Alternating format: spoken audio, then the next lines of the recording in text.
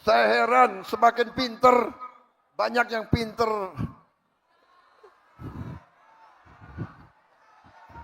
Pinter maling. Bayangkan, Anda menunggu 22 tahun untuk sebuah perlindungan hukum. Dan presiden ini menyelesaikannya dalam satu pidato. Inilah momen paling berapi-api Prabowo di hari buruh. Dari sindiran keras pintar maling hingga ancaman buat pengusaha brengsek. 22 tahun menunggu. Akhirnya hari ini buruh menang. Prabowo tidak hanya bicara, dia menggebrak meja para aplikator dan koruptor. Sekretaris Kabinet RI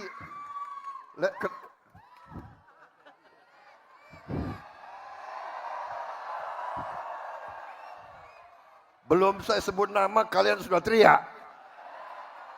Yang teriak emak-emak semuanya. Gue presidennya, bukan dia, gue presidennya.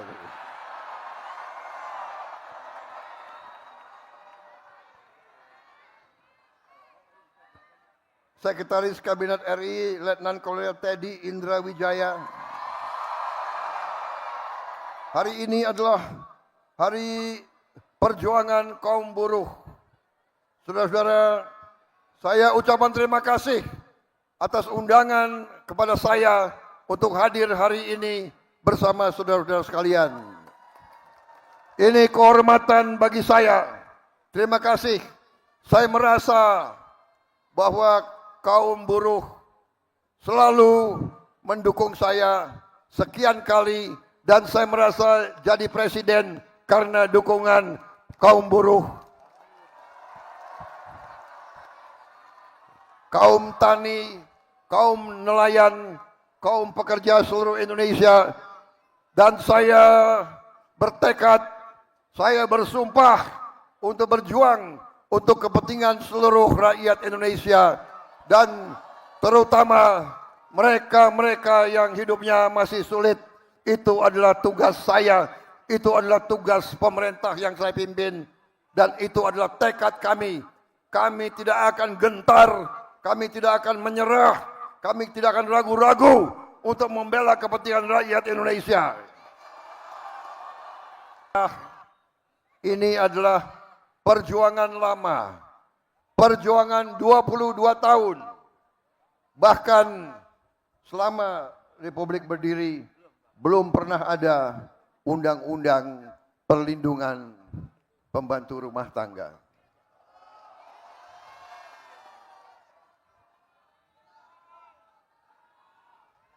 Undang-undang perlindungan pekerja rumah tangga belum pernah ada. Selama ini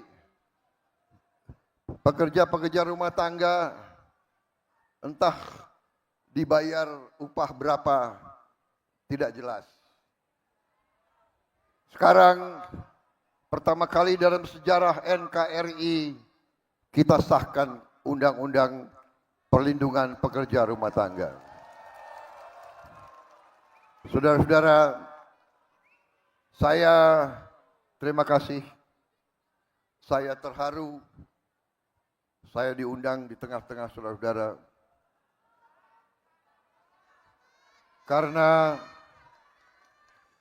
Karena saya menyadari, saya merasakan, dan saya menghormati perjuangan saudara-saudara. Seorang yang bekerja dengan badannya, dengan keringatnya, dengan tangannya adalah seorang yang mulia. Seorang bekerja dengan halal. Seorang berjuang untuk anaknya, untuk istrinya. Tiap hari seorang yang bekerja dengan jujur. Pengalaman saya,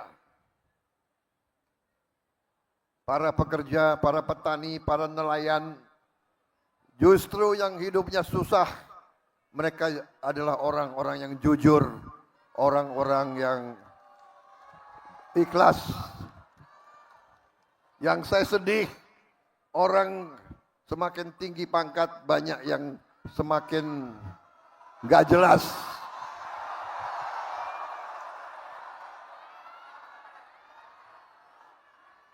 Saya heran, semakin pinter, banyak yang pinter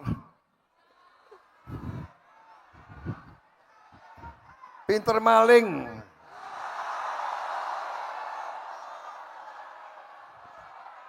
Nggak habis pikir aku. Nggak habis pikir.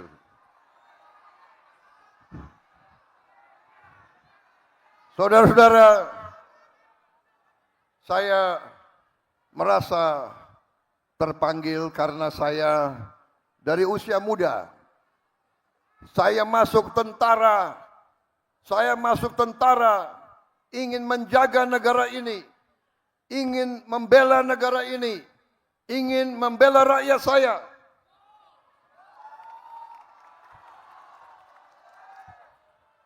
Tapi saya kaget begitu saya pensiun, saya lihat kok rakyat saya masih banyak yang susah.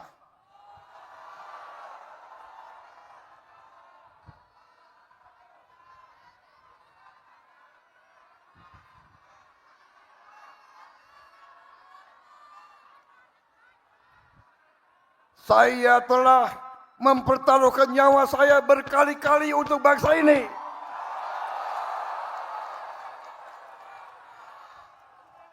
Tapi saya melihat banyak elit-elit yang curi uang rakyat.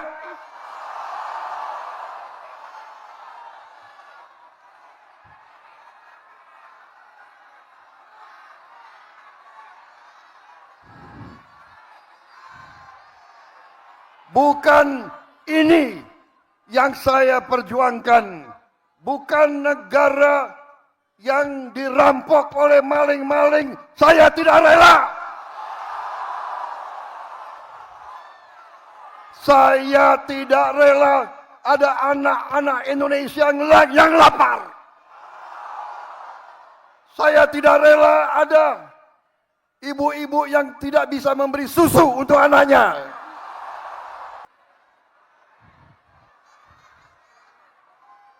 Saya tidak rela pejabat-pejabat pemerintah yang diberi kepercayaan oleh rakyat justru bekerja sama dengan pengusaha-pengusaha brengsek.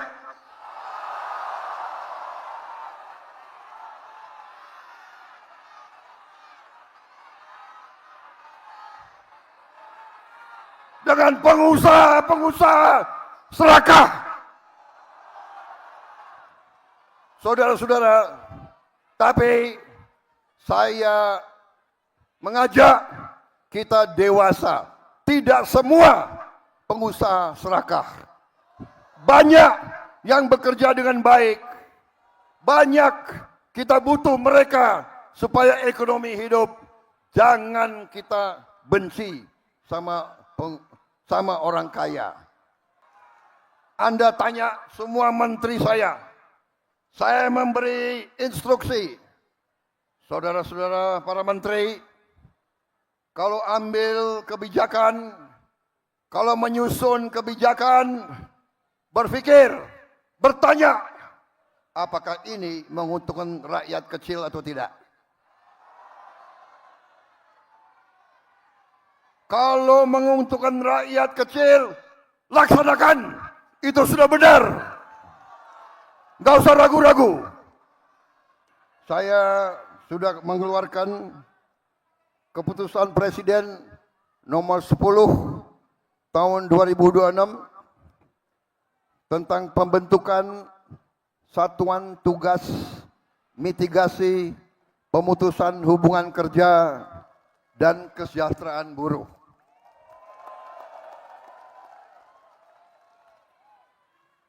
Jangan khawatir, kita akan membela kepentingan buruh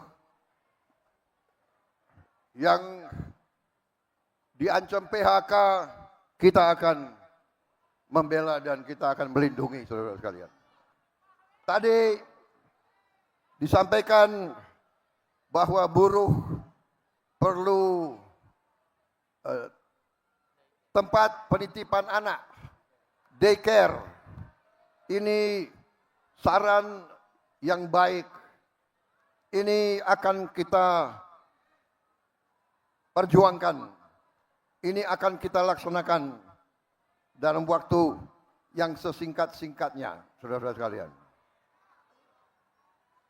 Tadi juga disampaikan bahwa buruh sangat memerlukan rumah yang terjangkau. Kita sudah membangun cukup banyak tahun ini, sudah sampai 350.000 rumah, tapi sasaran kita adalah minimal 1 juta rumah. Kita akan mulai tahun ini juga 1 juta rumah. Dan rumah-rumah ini akan sesuai saran saudara, akan dibuat di klaster-klaster yang dekat dengan kawasan-kawasan industri, yang dekat dan tempat bekerja. Dan saya sudah rencanakan kita akan bikin kota-kota baru.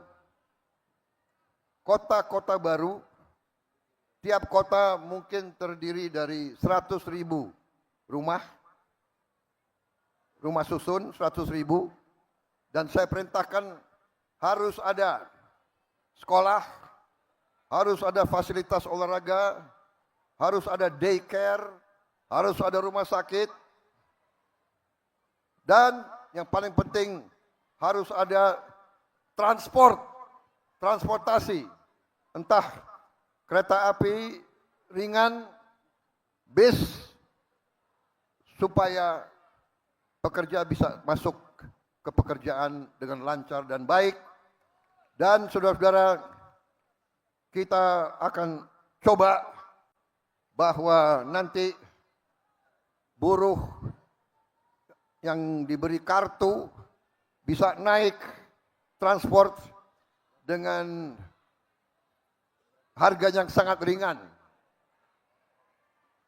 Maunya gratis semua itu. Ini lo punya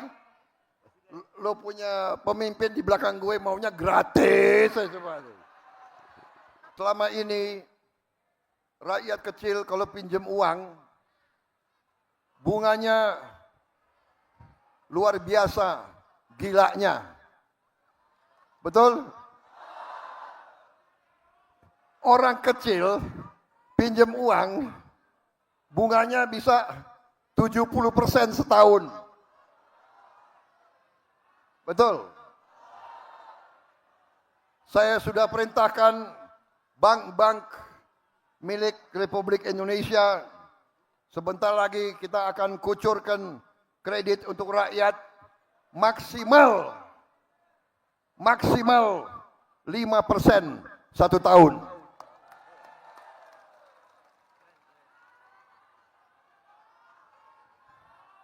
Saudara-saudara, ojol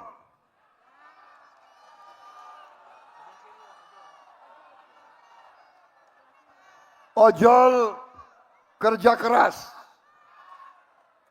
Ojol mempertaruhkan jiwanya tiap hari. Ojol aplikator perusahaan minta disetor 20%.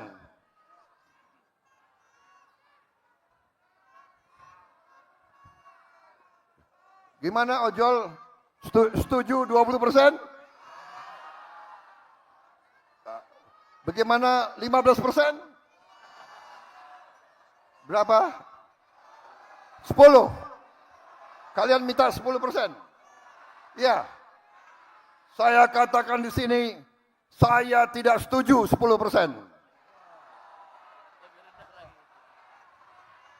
Harus di bawah 10%.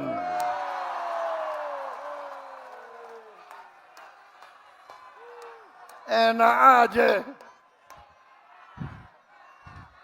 Lo yang keringat, dia yang dapat duit. Sorry aja. Kalau nggak mau ikut kita, nggak usah berusaha di Indonesia.